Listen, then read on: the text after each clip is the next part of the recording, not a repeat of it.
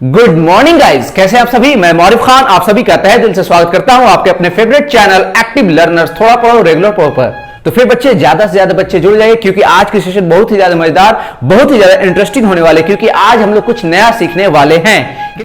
तो फिर हमेशा की तरह कॉपी कलम मोबाइल को थोड़ी दूरी पर एडजस्ट कर लिए और एक बोतल पानी ले लीजिए। तब तक मैं नए बच्चों को बता दूं कि आपका ये channel specially 10th board exam नहीं, चाहे वो सीबीएसई से हो, बिहार बोर्ड से हो या अन्य किसी भी बोर्ड के बच्चे, उनके लिए बहुत ही ज्यादा इंटरेस्टिंग है। तो फिर बिना वक्त गवाए चलिए हम लोग अपने सेशन की शुरुआत करते हैं और देखते हैं कि आज क्या नया सीखने वाले हैं। ओके, आज की क्लास स्पेशली बिहार बोर्ड के बच्चों के लिए है। आज हम लोग विद्युत धारा के बारे में पढ़ने वाले, ये विद्युत धारा का पार्ट 1 है। क्लियर। तो विद्युत धारा कहने का तात्पर्य क्या है? बिजली, जिसको हम लोग लाइट भी कहते हैं कि लाइट आ गई, लाइट चली गई, बोलते हैं ना, ठीक है। और विद्युत धारा का उपयोग, क्या उसकी आवश्यकता है, ठीक है ना, उसके बारे में बताने की किसी की जरूरत नहीं है, ठीक है ना। जो आपके सामने मैं आपसे इंटरेक्ट हो रहा हूं, इस सबसे बड़ा उपयोग यही तो है कि आज बिजली की वजह से मैं आपसे इंटरेक्ट हूं। क्लियर। बात आती है कि विद्युत धारा को अगर हम लोग परिभाषित करना चाहे तो विद्युत धारा को किस प्रकार परिभाषित करेंगे, ठीक है। तो विद्युत धारा को हम लोग कह सकते हैं कि विद्युत धारा आवेशों का, ठीक है ना, व्यवस्थित क्रम में प्रवाह है। क्या है? विद्युत धारा क्या है? आवेशों का व्यवस्थित क्रम में प्रवाह है। क्लियर। यहां एक टर्म मैंने यूज किया, आवेश। तो आइए हम लोग पहले आवेश को समझते हैं कि आवेश क्या होता है, फिर हम लोग विद्युत धारा के बारे में बहुत आसानी से समझ जाएंगे। क्लियर। ये बहुत ही ज्यादा इंपॉर्टेंट चैप्टर है, बच्चे इसमें बहुत ज्यादा कंफ्यूज करते हैं, इसलिए मैं हर बच्चे से कहूंगा प्लीज विथ फुल कंसंट्रेशन आप ध्यान से सुनिए बातों को और जहां जरूरत हो वहां नोट भी करते रहे। ओके, कोई दिक्कत? और हाँ, जो बच्चे पहली बार हमारे चैनल से जुड़े, मैं उनसे कहूंगा प्लीज आप लोग प्रीवियस क्लासेस को जरूर जाकर अटेंड कीजिए। केमिस्ट्री क्लासेस हो चुकी है, बायोलॉजी क्लासेस हो चुकी है, ज्योमेट्री क्लासेस हो चुकी है। अब आपको रेगुलर बिहार बोर्ड की अलग क्लासेस आएंगी और सीबीएसई वालों के लिए साइंस की अलग क्लासेस आएंगे। मैथ की क्लासेस कंबाइंड है, तो उसके लिए आप निश्चिंत रहिए। कोई कंफ्यूजन? देखिए बच्चों, अगर हमें विद्युत धारा को परिभाषित करना और लिख सकते हैं किसी चालक पदार्थ से होकर आवेशों के, ये बहुत इंपॉर्टेंट है, आवेशों के व्यवस्थित प्रवाह को, मतलब क्या हो बच्चों? व्यवस्थित का मतलब वह करंट का जो प्रवाह होगा वो एक क्रम में होगा। ऐसा नहीं होगा कभी इधर कभी उधर कभी इधर कभी इधर, ऐसा नहीं होता है। एक व्यवस्थित क्रम, जिसके बारे में अभी हम लोग आगे पढ़ेंगे। क्लियर बच्चों, ये बात समझ में आई? ठीक है। तो आवेशों के व्यवस्थित प्रवाह को क्या बोलते हैं? विद्युत धारा। क्लियर। तो आवेश को जानना जरूरी है। आवेश को जानने से पहले हमें यह जानना जरूरी है। यहां देखिए बच्चों, हम सभी जानते हैं कि प्रत्येक पदार्थ किस चीज से मिलकर बना है? परमाणु से। और परमाणु के 3 कण होते हैं, इलेक्ट्रॉन जो कि उसके बाहरी कक्षा में घूमता रहता है, और इसके केंद्र में क्या होता है? प्रोटॉन और न्यूट्रॉन। क्लियर। इलेक्ट्रॉन के ऊपर ये देखिए माइनस का साइन मैंने लगाया है, यानी कि इसके ऊपर ऋणात्मक आवेश होता है। कितना? 1.6 × 10⁻⁻19 C इंडिकेट्स कूलम। अभी मैं सबके बारे में बताऊंगा। क्लियर। प्रोटॉन के ऊपर प्लस 1.6 × 10⁻19 कूलम होता है और न्यूट्रॉन आवेशहीन होता है, ठीक है, या आवेश रहित होता है। यही कारण है कि परमाणु को क्या बोला जाता है? वैद्युतता उदासीन। क्लियर। कोई कंफ्यूजन? और बच्चों, जैसा कि हम सभी जानते हैं, इसी इलेक्ट्रॉन के आदान प्रदान के कारण नए आवेशों का निर्माण होता है। तो आइए पहले हम लोग आवेश के बारे में समझते हैं, फिर इसके बारे में भी समझेंगे। आवेश का मतलब मोटा मोटी आप समझ सकते हैं कि इलेक्ट्रॉन। क्लियर। ओके गाइस, तो आवेश के बारे में और ज्यादा जानने के लिए सबसे पहले हमें एक बात को जानना होगा कि आवेश का जो उत्पन्न हुआ या आवेश की प्रक्रिया सबसे पहले संपन्न हुई, इसको सबसे पहले नोटिस किसने किया? थेल्स ने। क्या? किस साइंटिस्ट ने? सबसे पहले इसे थेल्स नामक वैज्ञानिक ने नोटिस किया, ठीक है। और अगर आपसे कोई पूछता है कि आवेश को और फिर कोई क्वेश्चन पूछता है कि आवेश के प्रकार के बारे में सबसे पहले किसने अध्ययन किया, या आवेश के प्रकार के बारे में कि आवेश कितने प्रकार का हो सकता है, इसके बारे में सबसे पहले बताया तो बेंजामिन फ्रैंकलिन। क्लियर। बात समझ में आ रही? अभी मैंने बताया कि हमारे किसी भी परमाणु के बाहरी कक्षा में या बाह्यतम कक्षा में इलेक्ट्रॉन मौजूद होता है, और यही इलेक्ट्रॉन क्या करता है? त्याग करके या फिर साझा करके नए आपके चार्ज का फॉर्मेशन करता है, ठीक है।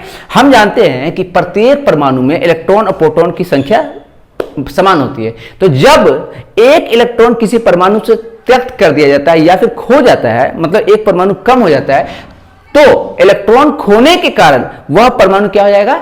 धनावेशित। क्लियर। उसमें चूंकि प्रोटॉन की संख्या ज्यादा हो जाएगी, एक तो ज्यादा हो जाएगी ना, जितना इलेक्ट्रॉन त्याग, ठीक है। और जो पदार्थ या जो परमाणु इलेक्ट्रॉन को ग्रहण करता है उसमें इलेक्ट्रॉन की संख्या ज्यादा हो जाएगी, तो इसलिए वो क्या हो जाएगा? ऋणावेशित। क्लियर। बात समझ में आ रही? धनावेशित का मतलब क्या हो गया? इलेक्ट्रॉन का त्याग, और ऋणावेशित का मतलब क्या हो गया?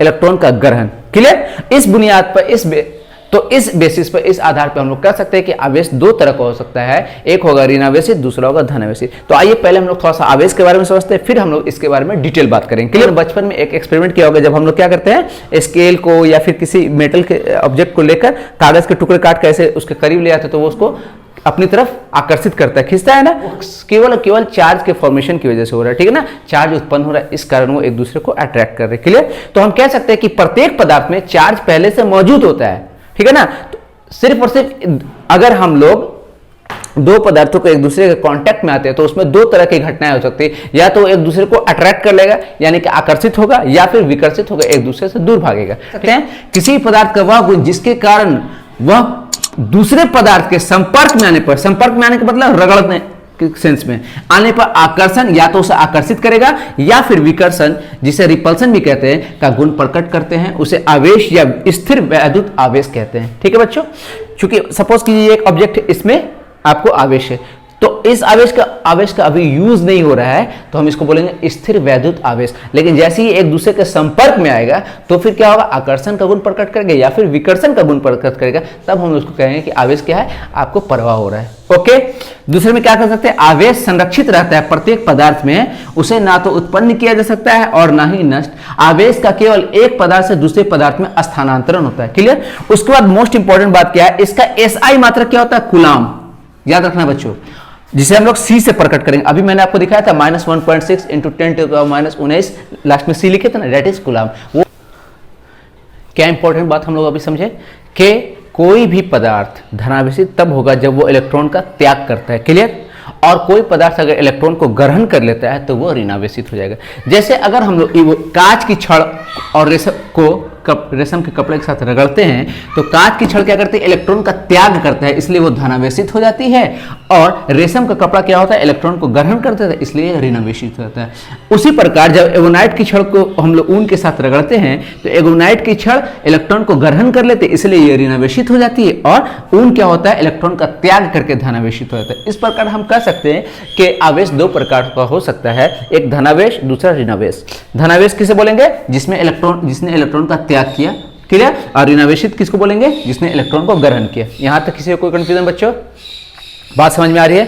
ठीक है, चलते हैं अब अगले पॉइंट की तरफ। और बच्चों सेशन पसंद आता है तो प्लीज लाइक कीजिए, शेयर कीजिए और ज्यादा से ज्यादा दोस्तों को जोड़िए। ओके, आइए बच्चों एक बहुत इंपॉर्टेंट बात समझते हैं कि असमान आवेश, मतलब कि अगर कोई पॉजिटिव आवेश है और एक निगेटिव आवेश है तो दोनों एक दूसरे को क्या करेगा, आकर्षित करेगा। ठीक है ना, असमान आवेश जिसे अनलाइक चार्जेस बोलते हुए एक दूसरे को क्या करेंगे, आकर्षित करेंगे, अट्रैक्ट करेंगे। लेकिन अगर कोई समान चार्ज है यानी कि पॉजिटिव पॉजिटिव निगेटिव निगेटिव, तो वो एक दूसरे से दूर भागेगा, यानी एक दूसरे को विकर्षित करेगा, रिपेल करेगा। क्लियर? ये बहुत इंपॉर्टेंट बात है बच्चों। देखिए कि आवेश को हम लोग कैपिटल क्यू और कहीं कहीं पे स्मॉल क्यू भी लिखा होता है से सूचित करते हैं। एक फॉर्मूला है, देखिए बच्चों, अगर समझिए एक बात, जैसे मान लो कोई पदार्थ होता है, इसमें तो आवेश मौजूद है, यानी पूरा इलेक्ट्रॉन भरा होगा, प्रोटॉन भरा होगा, लेकिन हम लोग जानते हैं कि आवेश कैसे उत्पन्न होगा, जब इलेक्ट्रॉन का त्याग हो या इलेक्ट्रॉन को ग्रहण किया जाए। तो अगर हमें पता करना है कि किसी भी पदार्थ में कितना इलेक्ट्रॉन आवेश उत्पन्न हो रहा है तो इस फॉर्मूले से पता करते हैं, Q = Ne। एन क्या होता है, कितना इलेक्ट्रॉन का त्याग हुआ और कितना इलेक्ट्रॉन ग्रहण किया गया, और ई क्या है, इलेक्ट्रॉन का आवेश। ये बहुत ही इंपॉर्टेंट फॉर्मूला, इसे याद रखना है। क्लियर? आइए बच्चों अब हम लोग एक नया टर्म समझते हैं कि विद्युतीय विभव या फिर विभव किसे कहते हैं। ठीक है, मैंने अभी बताया क्या कि आवेशों के सतत प्रवाह या व्यवस्थित प्रवाह क्या बोलते हैं, विद्युत धारा। ओके, इसका मतलब आपको आवेश तो पहले लाना होगा ना कहीं से, उसके बाद ना उसका प्रवाह करवाइएगा। तो आइए पहले समझते हैं हम लोग विद्युतीय विभव क्या होता है। क्लियर बच्चों? एकांक धन आवेश को, किसको, धन आवेश को, ठीक है, अनंत से, कहां से, अनंत से किसी विद्युतीय क्षेत्र, विद्युतीय क्षेत्र किसको कहते हैं, विद्युतीय क्षेत्र का मतलब क्या होता है, जैसे सपोज कि ये कोई आपको आवेश है, तो इस आवेश का वो क्षेत्र या वो जगह जिसमें अगर कोई दूसरा आपको आवेश आता है तो या तो वो विकर्षित होगा, या तो विकर्षण को फील करेगा या फिर आकर्षण को फील करेगा, उसे हम क्या बोलते हैं, आपको विद्युतीय क्षेत्र। क्या हम तो बच्चों में क्या सीखा कि एकांक धन आवेश को अनंत से किसी विद्युतीय क्षेत्र के किसी बिंदु तक लाने में जो कार्य करना पड़ता है उसे उस बिंदु पर विभव या फिर विद्युतीय विभव कहते हैं। विभव को हम लोग भी से सूचित करेंगे, ठीक है, और इसका एसआई मात्रक क्या होता है, वोल्ट, इसे भी हम लोग भी से सूचित करते हैं। ये बहुत इंपॉर्टेंट है। पूरे चैप्टर में आपको सबसे इंपॉर्टेंट क्या है, परिभाषा का ध्यान रखना है, उसके बाद उसके संकेतों का और उसके एसआई यूनिट का। आप उसके बाद इस चैप्टर को सॉल्व कर लेंगे। ओके, आइए यहां तक कोई कंफ्यूजन। चलो बच्चों, अब हम लोग मान लेते हैं कि कोई आपको पॉइंट है कैपिटल क्यू, और इसका विद्युतीय क्षेत्र क्या हो गया, ये हो गया। ओके, और कोई एकांक धन आवेश है जो कि कहां मौजूद है, अनंत पे। तो जब इस एकांक धन आवेश को हम लोग उठाकर इस Q के विद्युतीय क्षेत्र के किसी बिंदु तक लाते हैं, सपोज कि यहां लाइए, इसका नाम रख देते हैं पॉइंट P।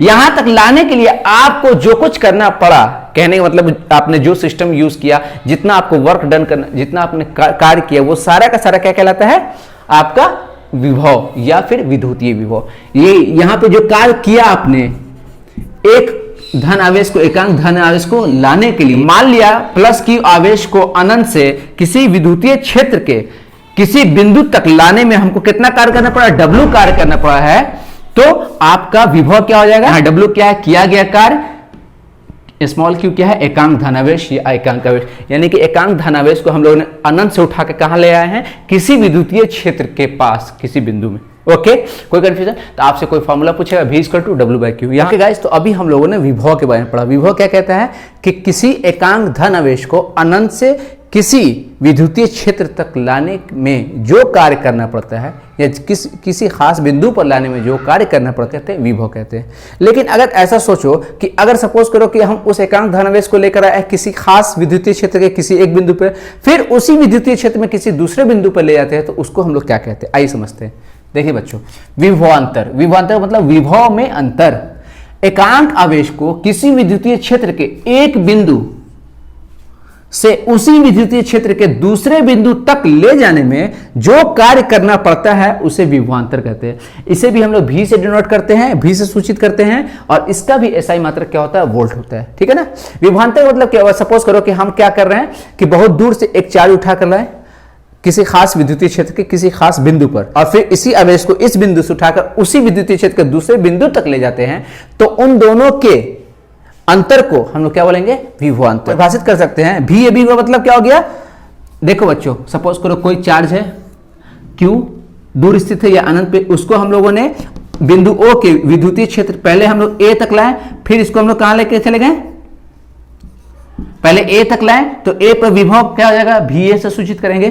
फिर इसी चार्ज को हम लोग उठाकर इसी विद्युतीय क्षेत्र के पॉइंट B पर लेके चले आए, तो इसको हम लोग VB से सूचित करें, और इन दोनों के अंतर को क्या बोलेंगे बच्चों, विभवांतर। तो हम लोग इसे सूचित कर सकते हैं VAB = WAB/Q, या फिर डायरेक्ट आप लिख सकते हैं V = W/Q। ओके, आइए बच्चों, अभी हम लोग को एक फॉर्मूला क्या मिला, V = W/Q। अगर हम सिर्फ विभव की बात करते हैं तो विभव में भी हम लोगों ने देखा था V = W/Q, और विभवांतर में भी हम लोगों ने देखा V = W/Q।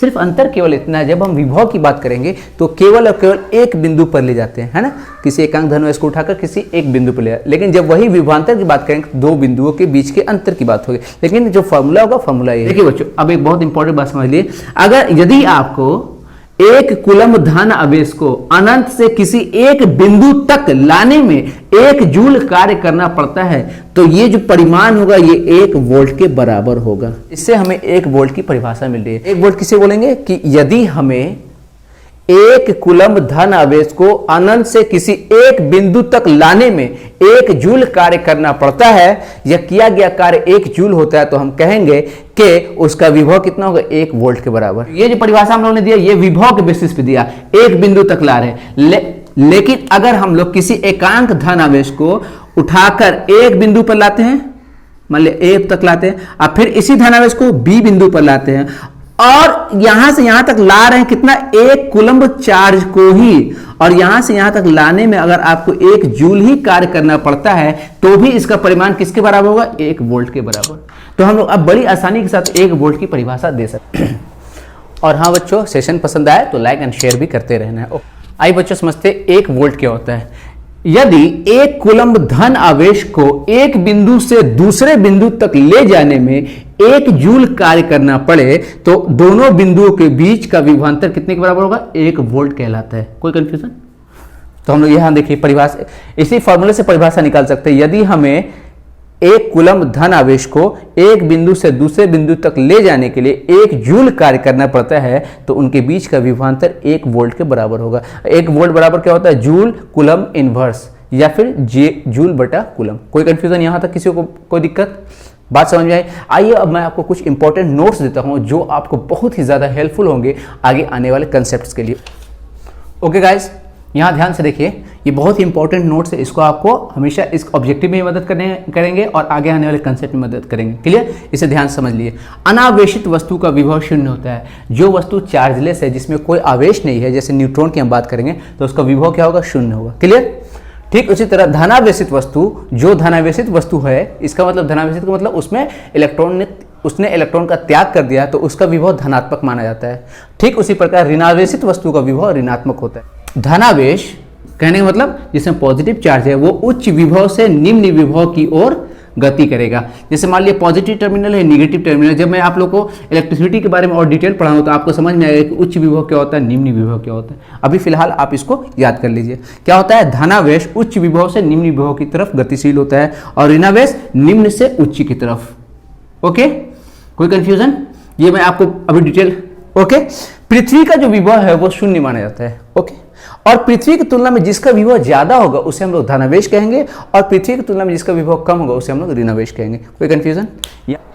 ओके बच्चों, इधर ध्यान से देखिए, क्या क्वेश्चन कहता है कि एक कूलम आवेश कितने इलेक्ट्रॉनों से बना है। मतलब क्या कि कितने इलेक्ट्रॉनों का आवेश एक कूलम के बराबर होगा। हमें पता है कि एक कूलम में कितना आवेश होता है, 1.6 × 10⁻⁻19 कूलम। तो हम लोग लिख सकते हैं कि 1.6 × 10⁻19 कूलम बराबर है एक इलेक्ट्रॉन को। इसलिए एक कूलम बराबर 1/1.6 × जब इसको हम लोग सिंप्लीफाई करेंगे ना बच्चों, तो हम लोग के पास क्या रिजल्ट आएगा? 6.25 × 10⁻18 इलेक्ट्रॉन्स। ये ई क्या इंडिकेट कर रहा है? इलेक्ट्रॉन को। ये ऑब्जेक्टिव में आपको याद रखना है कि एक कूलम आवेश का मान 6.25 × 10⁻18 इलेक्ट्रॉन के आवेश के बराबर होगा। ये ऑब्जेक्टिव क्वेश्चन ज्यादा पूछे जाते हैं। क्लियर? आइए बच्चों, अब एक और क्वेश्चन को देखते हैं। देखो बच्चों, फिजिक्स का पैटर्न में हमारा यही रहे, पहले हम लोग कंसेप्ट पढ़ेंगे, ओके, और उस कंसेप्ट से रिलेटेड कुछ क्वेश्चन बनाएंगे ताकि आपके कंसेप्ट की क्लैरिटी और बेहतर हो सके। ठीक है? कोई कंफ्यूजन? आइए देखिए, यहां समझिए क्या कहता है। 12 वोल्ट विभवांतर, यहाँ क्लियर कर। सबसे पहले क्वेश्चन को हम लोग ध्यान से पढ़ेंगे और उसका जो भी इंफॉर्मेशन दिया हुआ हम लोग उसको यहाँ लिखते चले जाएंगे। है 12 वोल्ट विभवांतर। तो विभवांतर को हम लोग कैसे सूचित करते हैं? भी से। भी ए बी भी लिख सकते हो या सिर्फ भी लिख सकते हो, क्योंकि विभवांतर क्या होता है बच्चों? दो पॉइंट्स के बीच के अंतर को हम लोग क्या बोलते हैं? विभवांतर। अभी मैंने हम लोग सीखे इसके बीच का विभवांतर कितना है? 12 वोल्ट। क्लियर? यहां तो कोई कंफ्यूजन? तो हम लोग भी ए बी भी लिख सकते हैं या फिर सिर्फ सिंपली भी लिख सकते हैं। ये क्या बच्चों? 12 वोल्ट। आप सिर्फ और सिर्फ इस सिंबल को देख के पहचान सकते हैं कि ये विभवांतर की बात हो रही है या विभव की बात हो रही है। यहां तो क्लियर लिखा हुआ है कि विभवांतर के दो बिंदुओं के बीच 3C यानी कि 3 कूलम आवेश। तो यहां और दूसरा क्या दे दिया आपको? Q दे दिया। Q = 3 coulomb. ठीक है? आवेश को ले जाने में कितना कार्य करना होगा, यहां क्या पूछ रहा है आपसे? W बराबर वाट। तो हम लोग अभी सूत्र पढ़े ना, उसका पता करना है। तो क्या हम लोग इसको ऐसे नहीं लिख सकते हैं? बताइए। अब भी की जगह क्या पुट करेंगे? 12, और क्यू की जगह क्या पुट करेंगे? 3, यानी 12 × 36, और कार्य का ऐसा ही मात्रा क्या होता है? जूल। Very good. और इस तरह से ये आपका आंसर। तो कैसा लग रहा है सेशन? बातें समझ में आ रही? जी हाँ, बिल्कुल। अभी ये फर्स्ट क्लास है तो हम लोग धीरे धीरे पढ़ेंगे, स्टेप बाय स्टेप पढ़ेंगे, थोड़ा पढ़ेंगे लेकिन रेगुलर पढ़ेंगे। क्या करना है? पूरे वीडियो को विदाउट स्किप किए देखना है। उसके बाद आपको जो जो पॉइंट समझ में नहीं आ रहा वहां पे आपको नोट करनी है अपने कॉपी में। उसके बाद आपको कमेंट सेक्शन में उसे मेंशन करना है। मैं उसको पूरी कोशिश करूंगा उसे सॉल्व करने के लिए, ज्यादा से ज्यादा बच्चों को जोड़े। ओके, तो फिर आज के लिए इतना ही रहने देते हैं। मिलते हैं कल आपके अपने फेवरेट चैनल एक्टिव लर्नर्स। थोड़ा पढ़ो, रेगुलर पढ़ो पे। तब तक अपना खूब ख्याल रखिए, खूब खुश रहिए, पढ़ाई भी जम के करते रहिए। Okay, bye bye, take care, love you all.